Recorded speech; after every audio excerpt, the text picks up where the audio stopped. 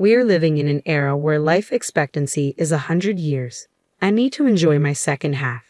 Hey, housekeeper, wash and iron this, my husband chuckled, tossing his shirt in my direction as he walked through the door. It was rare for him to come home early for dinner.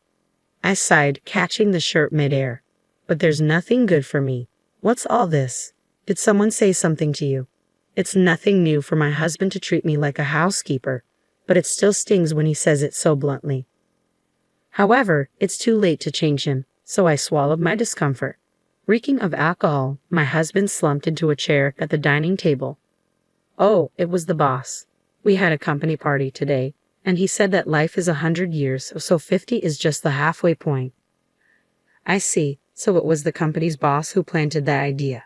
My husband casually started picking at my dinner as he continued talking. Hey, housekeeper, I need more booze and some snacks. I had planned on having a simple meal since our daughter was working late and wouldn't be home. It seemed like my dinner would vanish in an instant. Could you please not eat that? I barely protested, but he ignored me. Resigned, I began preparing some snacks and extra food for myself. I'm Kayla, a 42-year-old office worker. It's been more than 17 years since I married my husband. Nowadays, he doesn't even call me by my name. He just refers to me as the housekeeper. It feels like from the beginning he wanted a housekeeper, not a loving wife. I met my husband in a bar when he picked me up. At the time, I had recently undergone surgery for a uterine condition and could no longer have children. I had resigned myself to spending the rest of my life alone, focusing on my career. But then my husband approached me while I was out drinking with a friend.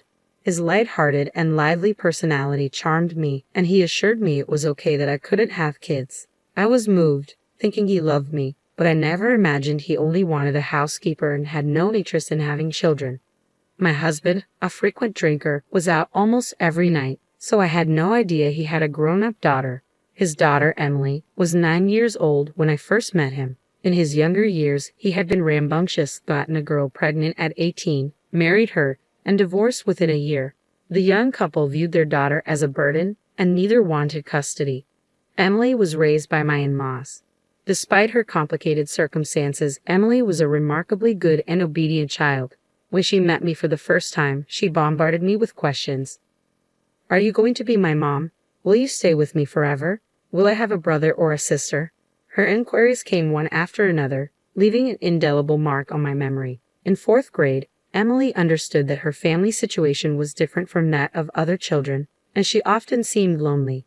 It was as though she believed that by my marrying her father, she could finally attain the normal, happy family life she longed for. I'm sorry, Emily. I love children, but due to my illness, I can't have babies. However, I promise to take good care of you, I assured her. I see. Yes, I understand. I'm happy you're my mom just for me. Emily smiled, her expression a mix of relief and pure adorableness. My in-laws had lavished attention on my husband during his upbringing, having had him late in life. However, their love for Emily seemed even greater as she was their only granddaughter. They held little regard for my husband, who treated their beloved granddaughter so poorly. At first, they worried I might follow in the footsteps of my husband's ex-wife and bring harm to Emily. Their feelings toward me were complex, but as elderly caregivers, they needed someone to look after Emily, and in that need, our interests aligned. I grappled with infertility, and in Emily, I saw the opportunity to fulfill my once-abandoned dream of motherhood. It didn't take long for Emily, hungry for affection, and myself, longing for a child, to form a bond akin to that of a real mother and daughter. Over time, my in-laws, initially wary, likely recognized my genuine affection for Emily. Through mutual understanding, a trusting relationship gradually blossomed. Though we were married, my husband quickly lost interest in family life.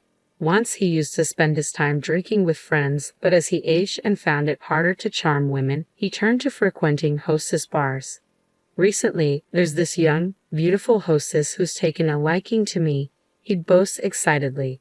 Yet it was he who was infatuated with these young women. I grew increasingly repulsed by my husband, and my love for him dwindled rapidly. Still, I chose not to divorce him because of Emily. Life with her was filled with sweetness and happiness, and for her sake, I endured my husband's late-night returns, reeking of alcohol and hurling abuse at me. He never bothered to participate in any of Emily's school activities, so outsiders likely assumed we were a single mother and daughter. As I eagerly anticipated Emily's growth, time passed.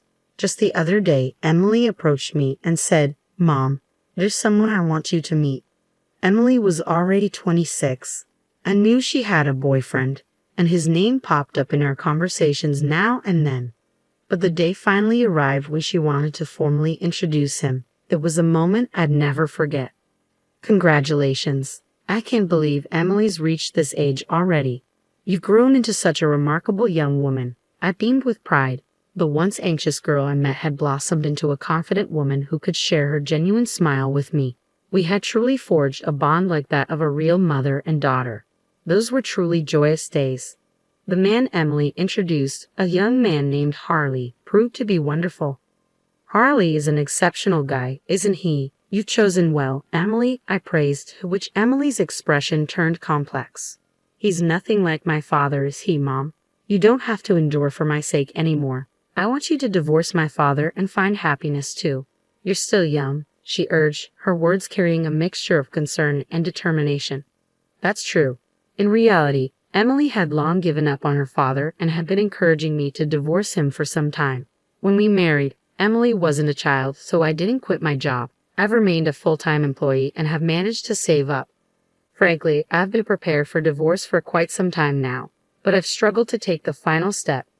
As we nibbled on the snacks I had prepared and my husband sipped his whiskey, he suddenly remarked, "Now that Emily's wedding is set, perhaps it's time for us to consider the same." Time for what?" I responded, caught off guard. "I think it's time for us to get a divorce," he announced out of the blue, just before our daughter's wedding. I was stunned. "But wouldn't it be better if both parents attended Emily's wedding?" I queried. "Kayla, you're such a fool. You and Emily aren't related by blood. There's no need for you to attend the wedding," my husband scoffed. "I don't understand. Are you suggesting she should go with her biological mother? I have no clue what she's up to these days," I replied, bewildered. "Then who will accompany her?" "My new partner." "What?" I was utterly perplexed by my husband's words. "She's my girlfriend, a young, charming hostess named Natalie." "Really? Are you sure she's not just doing her job?" "That's what they do with regular customers," I retorted, skepticism lacing my words. "But Natalie is genuinely interested in me. She always says, 'If only you weren't married.' So, I'm planning to propose to her on her birthday next month. Life is a long game, and I've still got more than half of it left. There's plenty of time to enjoy it. Emily would be happier with a young, charming woman like Natalie as her mother, rather than a plain woman like you. And I prefer having a beautiful woman by my side. So, you're no longer necessary. It's time for a divorce. You've done your duties as a housekeeper well, even though you're not even related to our daughter," he declared callously. This man was an utter fool. The shock of his casual divorce announcement paled in comparison to the disgust I felt at his stupidity. Don't be foolish enough to fall for a hostess's sales pitch. And a wedding isn't about flaunting a beautiful woman. What's the significance if the mother who raised the bride isn't present? It doesn't matter if we're not related by blood. You were always just a substitute housekeeper. Don't bother requesting alimony or property division," he spat out coldly. "I don't have any money. I'm aware you've been treating me like a mere housekeeper. I've run out of patience with you. Let's get a divorce. It's time to sever ties with this sorry excuse for a man. I need to begin a new chapter in my life. There's no room for feeling troubled," I declared firmly, finally comprehending my husband's idiocy and feeling appalled by it simultaneously. "Very well, it's settled. I'm not heartless. You can remain here until Natalie moves in, on the condition that you continue to handle the household chores," he conceded. "Fine," I replied tersely. And just like that, our divorce was decided. The following day, I made my way to City Hall to obtain the divorce papers. In the evening, as my husband and I sat down to fill out the paperwork, our daughter returned home from work. When we broke the news of the divorce to her, she appeared perplexed. Her expression seemed torn between feeling relieved for me and pretending to be saddened. "What about my wedding? It would be awkward if both of you were there." "It's okay if only Mom attends, right?" Emily casually remarked, her words stinging, though my husband, oblivious to the hurt, assumed his presence was expected. "Don't fret, Emily. I'll bring the young and charming wife with me," he responded, oblivious to the hurt he caused. Emily discovered her dad's absurd declaration. "What? Another wife besides Mom? Dad, have you been unfaithful? I didn't realize, but I guess I assumed no woman would be interested in you." Emily confronted her father sharply. "It's not infidelity. Natalie is my main partner. Your mom was always just a maid. I never married her out of love," he retorted callously. "That's terrible. I've said it before, but aren't you ashamed to reduce Mom to just a maid?" Emily rebuked him. "Enough. Why do you keep calling her Mom? She and I are divorced. She's a stranger to you now," he snapped back. "What?" My daughter was momentarily stunned. Her face flushed bright red as she exclaimed in a fluster, "Wait, Dad, don't you remember?" "What are you talking about? What am I supposed to remember?" "Mom legally adopted me when you two got married. I was thrilled about it, and I remember it vividly. She's not a stranger to me," Emily explained urgently. My husband seemed puzzled by our daughter's revelation. "Adoption? What does that mean?" "I can't believe it. You've completely forgotten. When you and I got married, I legally adopted Emily as my own daughter. Even without a biological connection, the law recognizes an adopted child as yours," I clarified, dismayed by his ignorance. Even after my explanation, my husband remained clueless. "So, that's something that automatically ends when we divorce, right?" "No, it doesn't. The adoption is a separate legal matter from the divorce. It doesn't terminate unless it's legally revoked, and I have no intention of severing my parental ties with Emily," I clarified firmly. "That's correct. I have no plans to sever my relationship with Mom either," Emily affirmed. "What? You two must be joking. Nullify that troublesome thing," my husband demanded, clearly frustrated. "No matter how much you fuss, it's determined by law. I was considering taking Emily in and raising her if it came to that," I stated firmly to my husband. Emily, aware that even if I divorced him, there was still a way for her to remain with me, encouraged me to pursue divorce for my own happiness. The following day, I submitted the divorce papers, and the divorce was finalized. Yet I still found myself residing in the house that held over 17 years of memories. There was much to sort out. Upon contacting both my parents and my husband's parents, they all supported my decision for divorce. However, my husband's parents emphasized the importance of securing alimony and dividing the property. They also advised selling the house to generate some income. Despite being their own son, they seemed exasperated by his treatment of their granddaughter and me. The following day, during dinner, my husband dropped a bombshell. "Hey, I've decided to remarry you," he announced out of the blue. Emily and I exchanged wide-eyed glances. "What?" I exclaimed, completely taken aback by his sudden declaration. "There was no sign of that young and charming Natalie at the bar today," my husband explained curtly. Emily and I exchanged puzzled looks, awaiting further clarification. Turns out, she quit her job and disappeared.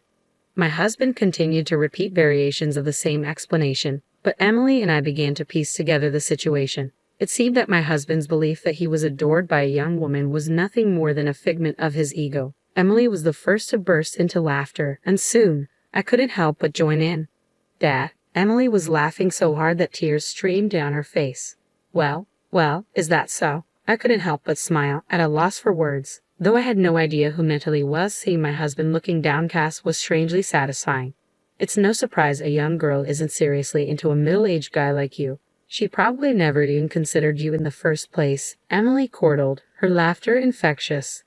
Emily's laughter seemed to enrage my husband. "Emily, how dare you speak to your father like that? Natalie was going to become your mother."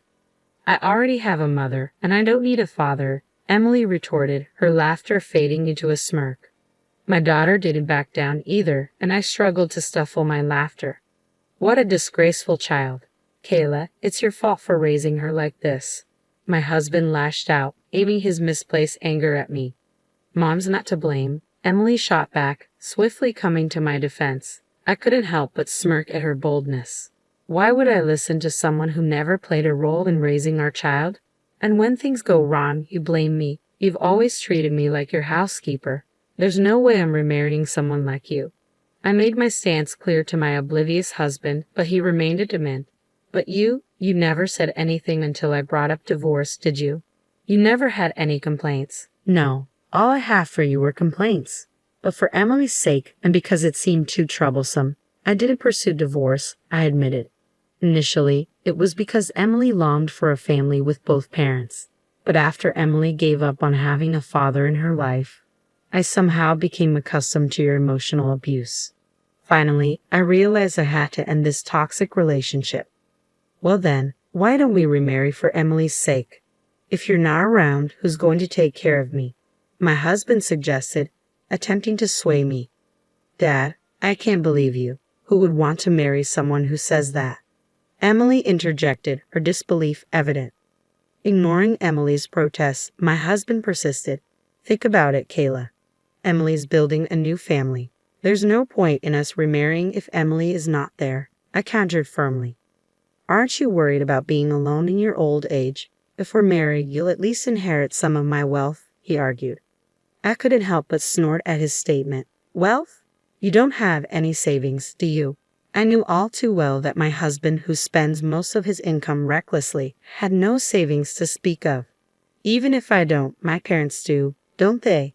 They even have their own house, he retorted defensively. As expected, my husband was banking on inheriting from his parents, but he was being overly optimistic. The thing is, your parents are considering leaving their wealth to their granddaughter Emily, not you. They've even been consulting with a tax attorney about it, so I doubt much of the inheritance will come your way. Actually, I was the one who connected them with that tax attorney. I understand my in-laws' intentions quite well. What? My husband's expression suddenly fell. Kayla, you used to love me, didn't you? You won't leave me, will you? I couldn't help but chuckle at my husband's feeble plea. This man truly had a knack for foolishness. Why shouldn't I leave the man who cast me aside, deeming me unnecessary? I don't harbor love for someone who reduces me to a mere housekeeper. Oh, and by the way, your mother advised me to ensure you face the consequences. I'll be hiring a lawyer to pursue alimony and damages. I possess ample evidence of your emotional abuse, so I'm confident I'll prevail. You can settle the debt with the proceeds from selling the house. My husband fell into silence at my words. Dad, if you insist on demeaning Mom as a housekeeper, then you should provide her with proper compensation, divide your assets, and then remove yourself from our lives, Emily added sternly. At Emily's cutting words, my husband seemed momentarily poised to respond, but ultimately hung his head in silence. It was a fitting outcome for a man who had lived selfishly and was now rejected not only by me but also by his own parents and daughter. Listen, you're embarking on the next chapter of your life, aren't you? Let's truly bid farewell this time. Following through with our plans, I sold our former home, divided the proceeds, received a substantial sum for alimony, and began living independently near my daughter's residence. Although Emily had kindly invited me to live with her, I declined, not wanting to intrude on her newlywed bliss and preferring to relish my own peace and solitude. Thanks to his father's connections, my husband found himself living and working on a construction site somewhere. As for his current whereabouts, I have no clue. The catalyst for our divorce, my daughter's wedding, saw me and my in-laws in attendance, but notably absent was my husband. When I received a heartfelt letter from the bride expressing gratitude, saying, "Thank you for raising me like a real mom," tears of joy streamed down my face. I felt a sense of relief knowing I had successfully seen my daughter off into married life. Finally, genuine happiness was within reach, and each day held the promise of true enjoyment.